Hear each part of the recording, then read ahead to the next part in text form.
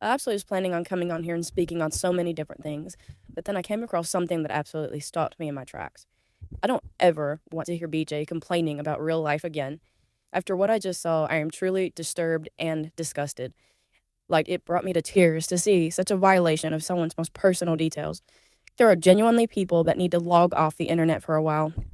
So, look, I don't give a flying fuck how Clue's daughter's trauma got to YouTube. There is a victim in this. There is someone who was a minor child and was victimized. Period. Stop with this BS, please. Her daughter is adult now, so she can come on YouTube.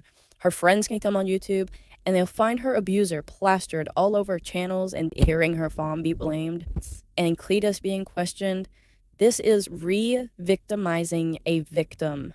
I don't know why this isn't understood. All of you disgusting people on here that have never suffered at the hands of an abuser don't understand what you're doing. And not only that, it's very triggering to those of us who have experienced it. We feel our stomach drop when we hear this topic again because it makes us think about being in her position with someone speaking on our trauma so publicly. It's physically nauseating.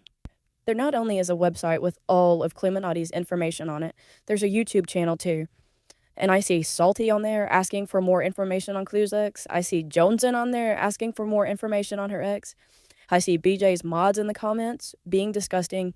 And of course, Kim and Crafton are there. Now, we know that he has admitted to making the website about her, so it's extremely probable that this is his channel. There are threats on there and saying Clue deserves, well, basically her life destroyed for the reason they're giving doxing BJ's child. Guess what? As I put out in a video, BJ doxed her children, all of them, multiple times. BJ did it herself. This is just another excuse to dox the crap out of Clue. So let me tell you something. You can go back to court records surrounding my situation as a child, and even things that happened in my adult life that are in the court, and you cannot get the entire story from paperwork. And you shouldn't even want to know the details of a child being victimized in the first place. It is disgusting.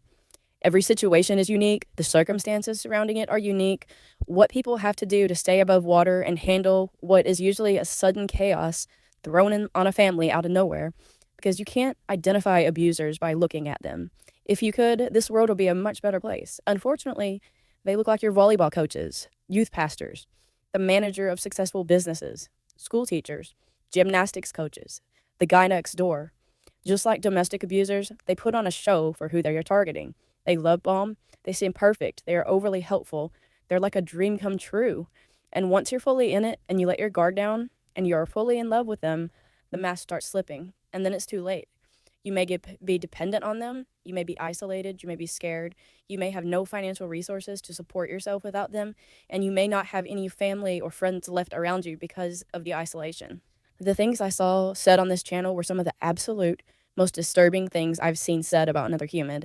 And funny enough, BJ seems to put out information that matches what's being put out on that channel.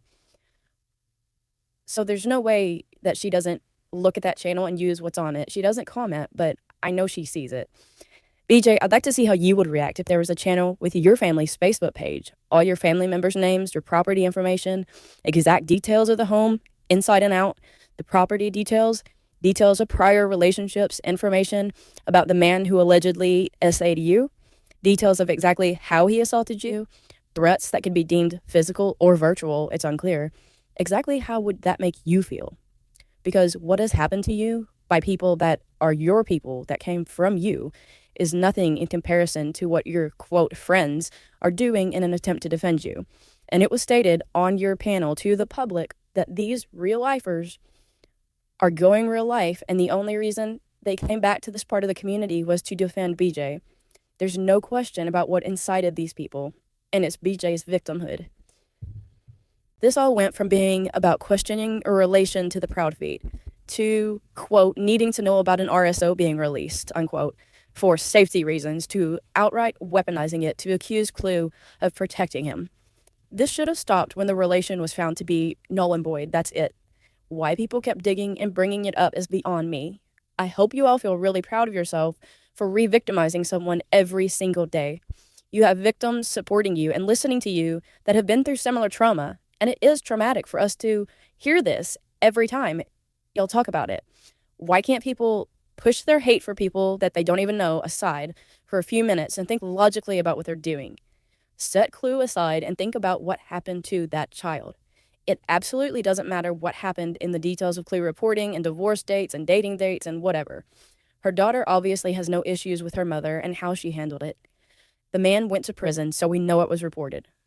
They got divorced. She's with Cletus, who loves her daughter and is not a predator. Her daughter got the appropriate therapy. She loves her mom, and people on here can't just let that be. It is none of your business. If they plan on taking their minor kids around Clue, then they can maybe speak to her in private and ask questions. Otherwise, the only purpose it is serving is to bring up a child's trauma over and over and over again, putting it on public display so her friends could find it, her future partners can find it, kids that don't like her could find it and weaponize it against her. It's beyond words, it's disgusting. The majority of this community should be nowhere near true crime cases because they can't separate their emotions from the case.